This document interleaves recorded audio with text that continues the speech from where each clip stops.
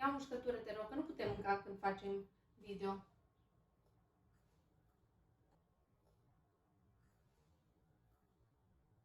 Bună tuturor și bine v-am regăsit! Astăzi vrem să vă prezentăm rețeta noastră delicioasă și sănătoasă de granola.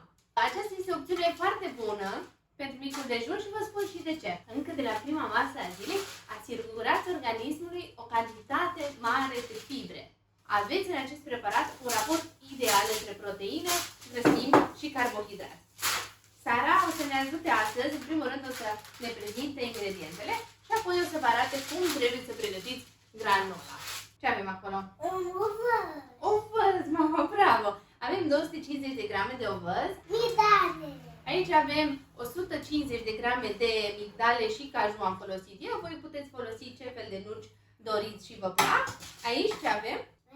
Ulei. Folosim 50 de grame de ulei. Eu folosesc ulei de floarea soarelui și aici este miere. 140 de grame de miere. O să le așezăm pe toate frumos în tavă. Hai să începem cu ovăzul, mama, bine? Da. Și Elisa va pune nucile, bine? Da. Ok, uite, Sara pune ovăzul. Perfect. Și punem tot acolo. Bravo! Eu le-am zdrobit înainte puțin pentru că e mai ușor de consumat astfel. Că s-o dus de pe hârtia de cop, vezi? E bună, Elisa? Și acum uleiul. Este foarte ușor de preparat și îl puteți păstra la frigider pentru aproximativ o săptămână. Astfel că micul dejun nu va dura mai mult de 3 minute să-l pregătiți când sunteți în criză de timp. Turnăm și mierea. Bravo! Vrei și un pic de miere de aici? Da. Acum vom mai amesteca bine toate ingredientele. Elisa, vrei să amesteci și tu un pic aici? Da. Poftim! Că este mai interesant pentru ele să facă treaba asta aici în tavă. Pentru că noi gătim cu cei mici. Ce vom face noi apoi? Mergem afară?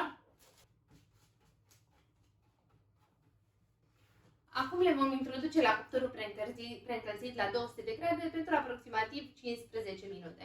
Cam la 5 minute eu de regulă le mai întorc de pe o parte pe alta sau mai amestec o lingură prin granola astfel încât să se pătrundă pe toate părțile.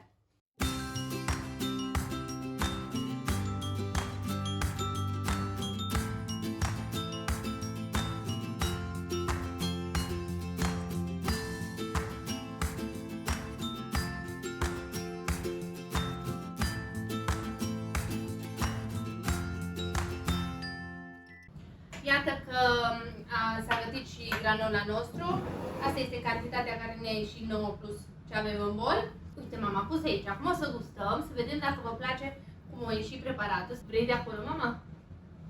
Eu am folosit iaurt grecesc cu 10% grăsime. Este guște, Lisa? Uite, să-ți dea mama așa un pic. Ia vezi. Cum e? E bun? Da?